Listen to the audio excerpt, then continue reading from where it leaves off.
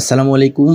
Diploma in computer science and টেকনোলজির পঞ্চম পর্বের একটি সাবজেক্ট হচ্ছে ওয়েব ডিজাইন অ্যান্ড ডেভেলপমেন্ট 2। গত সেমিস্টারে ওয়েব ডিজাইন অ্যান্ড ডেভেলপমেন্ট 1 ছিল, এই সেমিস্টারে ওয়েব ডিজাইন অ্যান্ড ডেভেলপমেন্ট 2। যদিও আমরা ওয়েব ডিজাইন ডেভেলপমেন্ট 2 দিয়ে শুরু করছি, ওয়েব ডিজাইন এবং ডেভেলপমেন্ট 1-এর প্র্যাকটিক্যালগুলো দিয়ে শুরু করব। এর সাবজেক্ট কোড হচ্ছে 28552।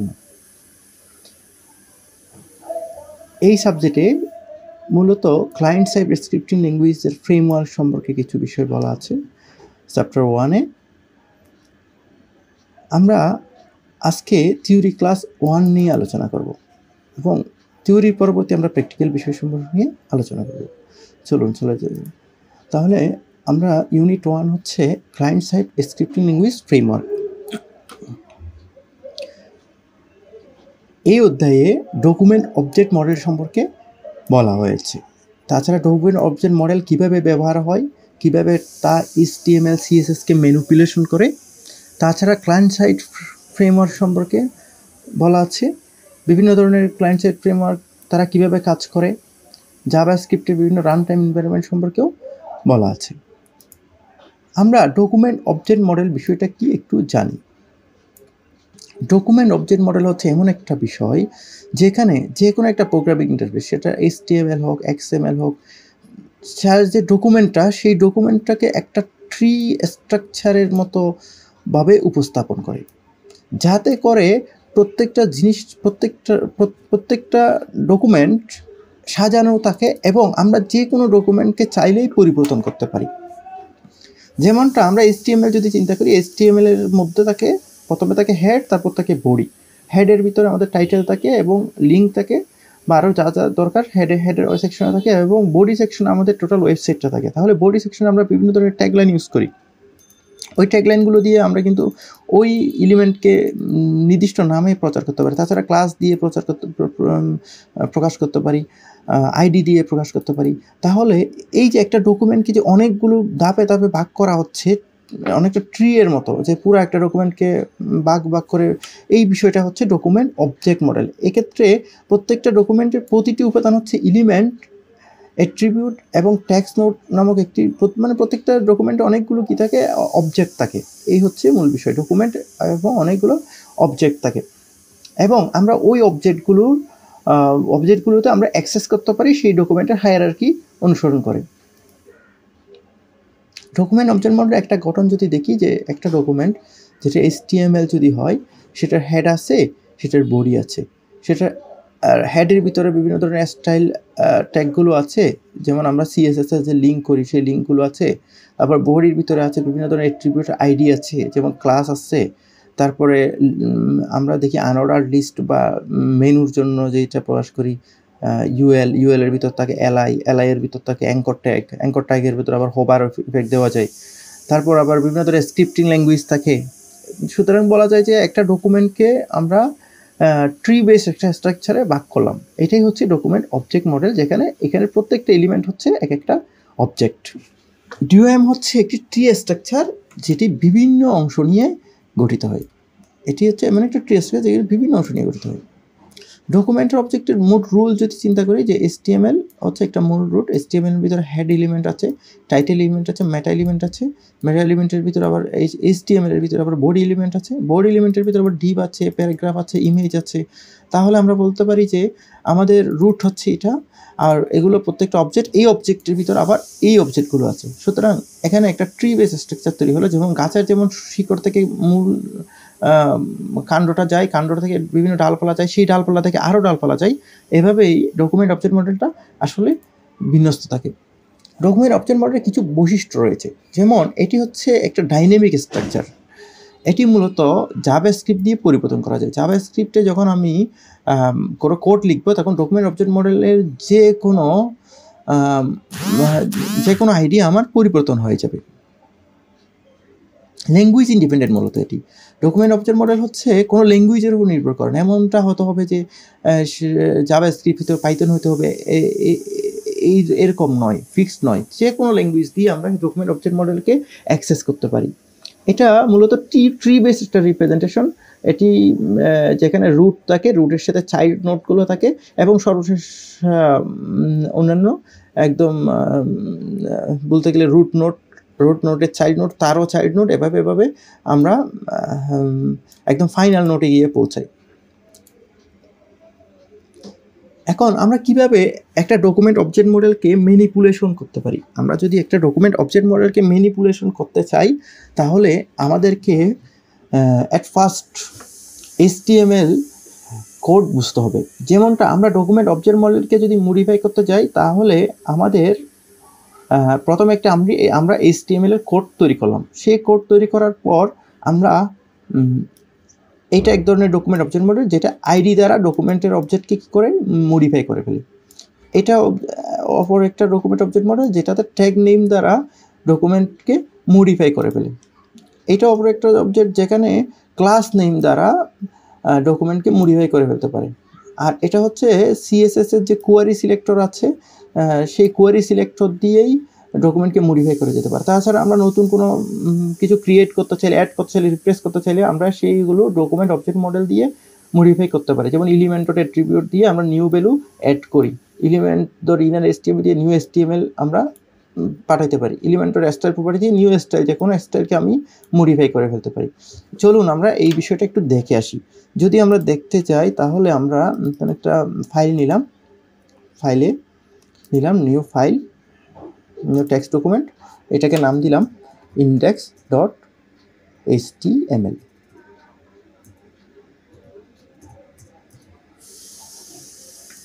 index.html এর যে ফাইল আছে, সেই ফাইলটাকে রাইট ক্লিক করলাম, রাইট ক্লিক করে edit with notepad plus plus করলাম।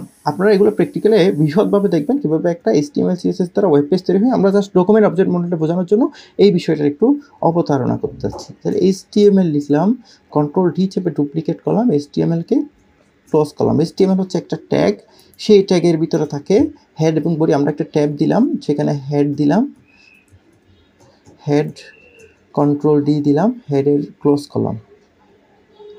অনুরূপভাবে হেডের ভিতরে হেড এবং আরেকটা থাকে বডি, সুতরাং বডি নিলাম, বডির ভিতরে Ctrl+D দিলাম এবং বডিটাকে ক্লোজ করলাম। এখন হেডের ভিতর থাকে টাইটেল ট্যাগ, সুতরাং একটা স্পেস দিলাম এবং ট্যাব নিলাম, টাইটেল হলো দিলাম ডকুমেন্ট অবজেক্ট মডেল।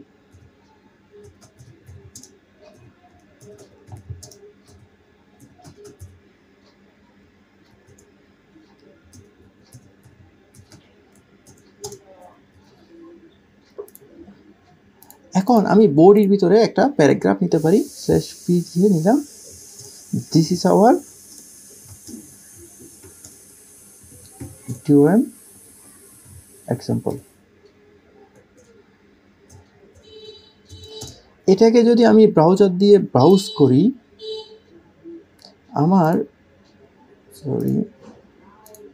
আমার ব্রাউজার দিয়ে যদি আমি এই ফাইলটাকে ব্রাউজ করি, তাহলে দেখা যাবে আমার দিস ইজ DOM এক্সাম্পল এই লেখাটা দেখা যাচ্ছে। আবার এখানে দেখা যাচ্ছে ডকুমেন্ট অবজেক্ট মডেল।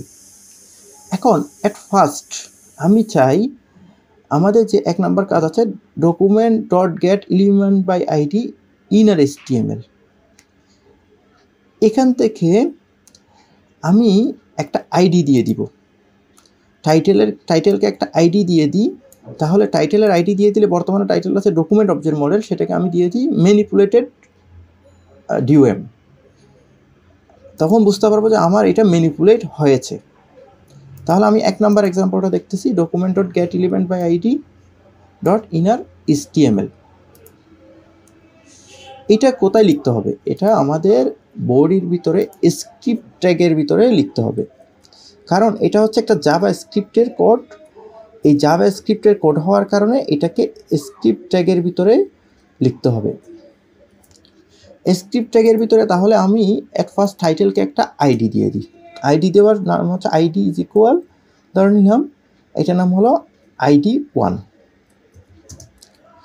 এখন আমি এখানে লিখলাম document.getElementById, এখানে আইডি নেমটা হচ্ছে ID1।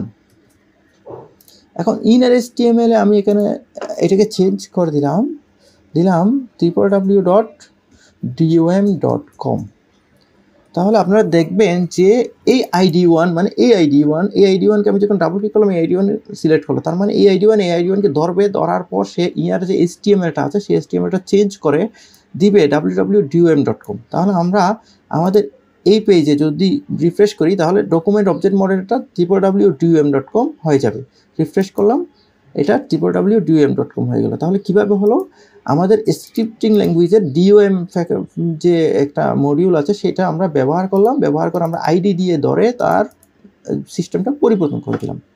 অনুরূপভাবে আমরা শুধুমাত্র DOM দিয়ে না, আমরা চাইলে সেই ট্যাগ নেম দিয়েও আমি চাইলে এটা পরিবর্তন করতে পারি। কীভাবে করব, আমার এখানে যেমন একটা ট্যাগ নিয়েছি পি ট্যাগ, ধরে নিলাম যে আমি পি ট্যাগে যেটা থাকবে সেই পি ট্যাগের বিষয়টাকে আমি চেঞ্জ করে দিব। তাহলে পি ট্যাগে কী আছে, this is our DOM example আছে, সেই পি ট্যাগের DOM এক্সাম্পলটাকে আমরা হ্যালো ওয়ার্ল্ড করে দেব, হ্যালো ওয়ার্ল্ড নিউ DOM। যদি এরকম হয়, এখানে 0 দ্বারা বোঝানো হয়েছে পি ট্যাগ তো আমার বডিতে অনেকগুলো থাকতে পারে, সবচেয়ে প্রথম পি ট্যাগটাকে ফার্স্ট পি ট্যাগটাকে আপনি পরিবর্তন করতে চাই। যদি আমি 1 দিতাম তাহলে এখানে যদি পি ট্যাগ 2টা থাকতো, দ্বিতীয় পি ট্যাগটা পরিবর্তন হয়েছে। এটা আসলে পি ট্যাগের ইন্ডেক্সিং। এটা একইভাবে document.getElementById getElementByTagName, আর বাকি সবগুলো সেম টু সেম। তাহলে আমি এই জিনিসটাকে সেভ করলাম, সেভ করার পর রিফ্রেশ করলে দেখা যাবে আমার এখানে হ্যালো DOM চলে আসবে, হ্যালো নিউ DOM। তাহলে আমি কিন্তু উপরে কোনো পরিবর্তন করি নাই, কিন্তু জাভাস্ক্রিপ্টের মাধ্যমে আমার সেই আইডিটাকে, সেই ট্যাগ লাইনটাকে ধরে তাকে পরিবর্তন করে দিয়েছি। তাহলে আমরা DOM বিষয়টা খুব সহজেই বুঝতে পারবো। এখানে আমরা আমাদের যে প্রত্যেকটা লাইন আছে, যেমন এলিমেন্ট বাই ক্লাস নেম, তাহলে আমরা যে কোনো একটা ক্লাস যদি নেম দিই আর দিই তাহলে সেটা কি করা যাবে, কনস্ট্যান্ট ওটাকে পরিবর্তন করা যাবে। আবার আমি যদি document.query সিলেক্টর যদি দিই, পি এর যদি কালার যদি রেড করে দিতে চাই, তাহলে আমি জাস্ট এখানে এই জিনিসটা সিলেক্ট করবো, দেখবো যে আমার যে PA new hello world DOM সে তার কালার হয়ে যাবে রেড। বর্তমানে তার কালার কিন্তু রেড নেই, তার কালার আছে ব্ল্যাক। তাহলে ক্লিক করলাম, তার এখানে যে ব্যাকগ্রাউন্ড কালার, তো ব্যাকগ্রাউন্ড কালারটা কি হয়ে গেল, রেড হয়ে গেল। তার মানে আমি DOM দ্বারা শুধুমাত্র যে আইডিকে ধরতে পারতেছি তা না, আমি চাইলে ট্যাগকে ধরতে পারছি, আমি চাইলে ক্লাসকে ধরতে পারছি, আমি চাইলে কোয়ারি সিলেক্টর যে কোনো কিছুকে সিলেক্ট করে আমার HTML CSS সব কিছু পরিবর্তন করে দিতে পারছি। সুতরাং এটাই হলো DOML ডকুমেন্ট অবজেক্ট মডেলের মূল কাজ। ক্লায়েন্ট সাইড যে ফ্রেমওয়ার্কগুলো আছে, ক্লায়েন্ট সাইডের যে ফ্রেমওয়ার্কগুলো আছে সেগুলো হলো আসলে ফ্রেমওয়ার্ক বিষয়টা কি, সবার আগে আমাদের বুঝতে হবে যে ফ্রেমওয়ার্ক বিষয়টা কি। ফ্রেমওয়ার্ক হলো এমন একটি সফটওয়্যার বা লাইব্রেরি যেটি আমাদের ওয়েব অ্যাপ্লিকেশন ইউজার ইন্টারফেস তৈরি করতে এবং পরিচালনার জন্য ব্যবহার হয়। মূলত বলা যায় যে এমন কিছু বানানো আছে, আমরা জাস্ট ওই জিনিসগুলো ব্যবহার করব। কিছু সিস্টেম তৈরি করাই আছে, আমরা জাস্ট ওগুলোকে মডিফাই করব এবং আমাদের সিস্টেমে এগুলোকে ব্যবহার করব। এগুলোই হলো ফ্রেমওয়ার্ক। আবার client side framework HTML CSS JavaScript ব্যবহার করে আমরা ডাইনামিক ওয়েব পেজ তৈরি করতে পারি, যেখানে ডাটা লোডিং হবে, ইভেন্ট হ্যান্ডেলিং হবে, UI পরিবর্তন হবে, এবং প্রতিবার কিন্তু সার্ভারে যেতে হবে না, যেহেতু এটা ক্লায়েন্ট সাইট, এটা সার্ভারকে হিট করবে না, প্রতিবারে সে ক্লায়েন্ট লেভেলেই চলে যাবে। যেমন আমার এই যে স্ক্রিপ্টিং ল্যাঙ্গুয়েজগুলো লিখলাম, এই স্ক্রিপ্টিং ল্যাঙ্গুয়েজগুলো আমার সার্ভারকে কোনো ইফেক্ট করবে না, এটা সরাসরি ক্লায়েন্ট সাইটেই কাজ করবে। ক্লায়েন্ট সাইড ফ্রেমওয়ার্কের কাজ হচ্ছে, এটা খুব সহজেই একটা ইউজার ইন্টারফেস তৈরি করা যায়, এটার মাধ্যমে খুব সহজে সুন্দর ইউজার ইন্টারফেস তৈরি করতে পারি। কম্পোনেন্ট বেস যেটা আর্কিটেকচার আছে, যেমন UI অংশ আলাদা কম্পোনেন্ট হিসেবে এটা তৈরি করা যায়। যেমন আমাদের যে ইউজার ইন্টারফেসটা আছে সেটা প্রত্যেকটা স্পেস হচ্ছে আমাদের আলাদা থাকে। সিঙ্গেল পেজের যে অ্যাপ্লিকেশন সেগুলোও কিন্তু আমরা চাইলে তৈরি করতে পারি। আবার DOM ম্যানিপুলেশন সহজ করে দেয়, যেমনটা দেখেন যে এখানে যখন আমরা আইডি দিয়ে কোনো প্রকাশ করি, অথবা আমি এখানে একটা ক্লাস দিয়ে দিলাম CLS is equal class 1 CLS1 এভাবে দিয়ে দিলাম, তখন আমি কিন্তু খুব সহজে এই ক্লাসকে ধরে যে কোনো একটা কাজ করে ফেলতে পারবো। আবার ব্রাউজারে কাজ করে, এটা সার্ভারের উপর কোনো চাপ আসে না। সুতরাং ক্লায়েন্ট সাইড যে আমাদের ফ্রেমওয়ার্কগুলো আছে, এই ফ্রেমওয়ার্কগুলো আসলে অনেক উপকারী কাজ করে, কারণ এগুলো ব্রাউজারে কাজ করে ফেলে। ক্লায়েন্ট সাইড ফ্রেমওয়ার্ক এবং লাইব্রেরি, যেই লাইব্রেরিগুলো আমরা সবচেয়ে বেশি ব্যবহার করি তার মধ্যে একটা লাইব্রেরি হচ্ছে React.js। এটি হচ্ছে জাভাস্ক্রিপ্টের একটা লাইব্রেরি, এটি ফেসবুক তৈরি করেছে মোটামুটি বলতে গেলে। কম্পোনেন্ট বেস, এটা ভার্চুয়াল ডকুমেন্ট অবজেক্ট মডেল আছে, আবার এটা এসপিও সাপোর্ট করে। এখন অ্যাঙ্গুলার জেএস আছে, Vue.js আছে, সাববেট আছে, jQuery আছে, রেডাক্স আছে, ভিডিও.js আছে, নেক্সট.js আছে। এরা অ্যাঙ্গুলার জেএস তৈরি করেছে গুগল, এটি এমবিসি স্ট্রাকচার কাজ করে। এমবিসি হচ্ছে মডেল ভিউ কন্ট্রোলার। আর Vue.js মোটামুটি light weight, easy to integrate, and এটা এই জন্য আমরা Vue.js-টা সবচেয়ে বেশি ব্যবহার করি। স্যাবলেট আছে, এটা ভার্চুয়াল ডোমে কাজ করেন, এটা মোটামুটি ফাস্ট। jQuery আছে, jQuery আমাদের খুব গুরুত্বপূর্ণ একটি ফ্ল্যাগ, এটি জন রেজিস সে আবিষ্কার করেছে।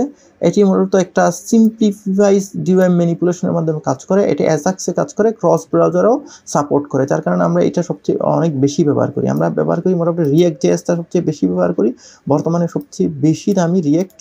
আর তারপরে আছে যে jQuery আছে, Vue.js আছে, এগুলো মোটামুটি বেস্ট আর কি। নেক্সট.js আছে, রিয়েক্ট বেস ফ্রেমওয়ার্ক, এটা একটা নেক্সট.js-টা একটা রিয়েক্ট বেস ফ্রেমওয়ার্ক, এটা আসলে সার্ভার সাইড রেন্ডারিংয়ে কাজ করে, এটা SEO friendly, search engine optimization friendly হওয়ার কারণে আমরা নেক্সট.js-ও অনেক বেশি ব্যবহার করি।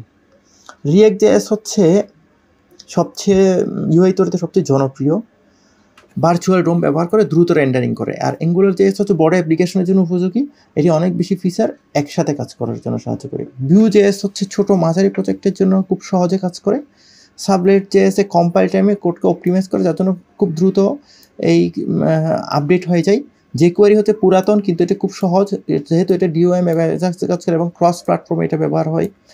রেডাক্স আছে, এটা রিয়েক্ট অন্যান্য ফ্রেমওয়ার্কের সাথে স্টেট ম্যানেজমেন্টের জন্য ব্যবহার করে। Vue.js মূলত ভিডিও প্লেয়ার তৈরি করার জন্য বা কাস্টমাইজ করার জন্য এই জিনিসটা ব্যবহার হয়। নেক্সট.js হচ্ছে রিয়েক্টের উপর ভিত্তি করে এসইও পারফরমেন্স উন্নত করে, মূলত এটি নেক্সট লেভেলের জেএস জাভাস্ক্রিপ্ট। মোটামুটি আমরা এই জাভাস্ক্রিপ্টের এই ফ্রেমওয়ার্কগুলো ক্লায়েন্টসের স্ক্রিপ্টিং ল্যাঙ্গুয়েজের জন্য ব্যবহার করি। তাছাড়া এই সফটওয়্যার আছে জাভাস্ক্রিপ্টের রান টাইম এনভায়রনমেন্ট সম্পর্কে। জাভাস্ক্রিপ্ট যখন আমরা রান করতে যাই, আমাদের কিছু এনভায়রনমেন্ট দরকার হয়। যেমন জাভাস্ক্রিপ্টের আমরা যদি নোড.js-কে যদি কোনো কারণে রান করতে চাই, তাহলে আমাদের ক্রোম V8 ইঞ্জিন দরকার হয়, সার্ভার সাইড জাভাস্ক্রিপ্ট রান করতে হয়, আবার npm সাপোর্ট করে প্রধান বৈশিষ্ট্য। ডেনো একটা বিষয় আছে, যেটাও রান 2020 সালে আবিষ্কার করেছে একই কোম্পানি, আসলে নোড.js-এর যে কোম্পানি, ডেনোর একই কোম্পানি। এটা নিরাপদ, এটার চেয়ে আপডেটেড মডার্ন টাইপস্ক্রিপ্ট কিন্তু এটা সাপোর্ট করে। বান নামক অন্য একটি রান টাইম এনভায়রনমেন্ট আছে, যেটি জ্যারেড সামার 2022 সালে আবিষ্কার করেছেন। এটি এক্সট্রিমলি ফাস্ট, খুব বেশি ফাস্ট, V8 বেসড, মানে হচ্ছে ক্রোমের যে V8 ইঞ্জিন আছে সেই ইঞ্জিনটা আসলে ব্যবহার করে। এটা জাভাস্ক্রিপ্ট বান্ডিল আছে, ট্রান্সপাইলার আছে, রান টাইম প্রায় একসাথে কাজ করে। ব্লুবোর্ট আছে, ব্লুবোর্ট মোটামুটি লাইট ওয়েটের জন্য ব্যবহার করে। আবার এটা সার্ভারলেস যে রান টাইম আছে, সেই রান টাইম সার্ভারের সাথে তার রান টাইমের কোনো সম্পর্ক নেই, সে নিজেই খুব দ্রুত কাজ করতে পারে। Napa.js আছে, এটা নোড.js-এর একটা মাল্টি থ্রেডেড ভার্সন, এটা পারফরমেন্স উন্নত করার জন্য মোটামুটি ব্যবহার হয়েছিল। আচ্ছা, তাহলে আমরা মোটামুটি বুঝতে পারলাম যে এই নোড.js, ডেনো, বান, ব্লুবোর্ট এগুলো হলো জাভাস্ক্রিপ্টের কিছু রান টাইম এনভায়রনমেন্ট, যার মাধ্যমে আমরা জাভাস্ক্রিপ্টটাকে রান করতে পারি। এই সিস্টেমগুলো মোটামুটি আমাদের যে ওয়েব ব্রাউজার সেখানেও দেওয়া থাকে, আমাদের যে সফটওয়্যার সেখানেও দেওয়া থাকে। আর এখান থেকে আমরা দুইটা পার্থক্য সহজে পড়তে পারি ডেনো এবং বানের ভিতরে, ডেনো এবং নোড.js-এর ভিতরে, কারণ যেহেতু এই দুইটা আমরা খুব ভালোই ব্যবহার করি। দেখা যাচ্ছে নোড.js এটি 2009 সালে তৈরি হয়, এটা 2020 সালে তৈরি হয়। দুইটাই আবিষ্কার করছে একই পারসন। এটাও V8 গুগল ব্যবহার করে, এটা V8-এর সাথে একটা রাস্ট ব্যবহার করে। এটা জাভাস্ক্রিপ্ট টেকনোলজি ব্যবহার করে, এটা জাভাস্ক্রিপ্টের সাথে আবার টাইপস্ক্রিপ্ট টেকনোলজি বেশি ব্যবহার করে। তাহলে আমরা আগে নোড.js ইউজ করতাম, এখন আমরা ডেনো ব্যবহার করব। npm হলো নোড প্যাকেজ ম্যানেজার ব্যবহার করে, এটা বিল্ট ইন থাকে npm, এবং ইউআরএল থেকে এই npm-টাকে ইম্পোর্ট করা যায়। এটির মডিউল সিস্টেম হচ্ছে কমন জাভাস্ক্রিপ্টের মতো, এটি হচ্ছে এক্সপোর্ট ইম্পোর্ট করা যায়। এটির ফাইলের এক্সটেনশন হচ্ছে JS, JSON, নোড ইত্যাদি। এটা JS, JSON, আবার TS একটা আছে, কারণ এটার হচ্ছে রান অ্যাপ হচ্ছে TS, এটা রান অ্যাপ হচ্ছে JS জাভাস্ক্রিপ্টের। এটার বিল্ট ইন টুলস আছে, আলাদা করে লিন্টার, ফরম্যাটার, টেস্টার এগুলো ইনস্টল করতে হয়, যেহেতু এটার বিল্ট ইন টুলস নাই, এটার বিল্ট ইন টুলস আছে। এটার স্ট্যান্ডার্ড লাইব্রেরি নাই, মোটামুটি থার্ড পার্টি প্যাকেজ নির্ভর। এটি স্ট্যান্ডার্ড লাইব্রেরি আছে। তাহলে বলা যায় যে Node.js এবং Deno এর মধ্যে মূল পার্থক্য হচ্ছে Deno হচ্ছে Node.js এর একটা আপডেটেড ভার্সন, যেখানে আমরা টাইপস্ক্রিপ্ট ব্যবহার করব, রাস্ট ব্যবহার করব, যেখানে বিল্ট ইন টুলস আছে, বিল্ট ইন লাইব্রেরি আছে স্ট্যান্ডার্ড। মোটামুটি আমরা এই জন্যই Node.js-এ Deno-টা ব্যবহার করব। এক্ষেত্রে আপনাদের নামগুলো কিন্তু গুরুত্বপূর্ণ, আপনারা নামগুলো একটু জেনে নেবেন খুব ভালো করে, এবং এটা জেনে নেবেন যে কোনটার প্রধান বৈশিষ্ট্য কোনগুলো। ধন্যবাদ সবাইকে, আজকের ক্লাস এতটুকুই।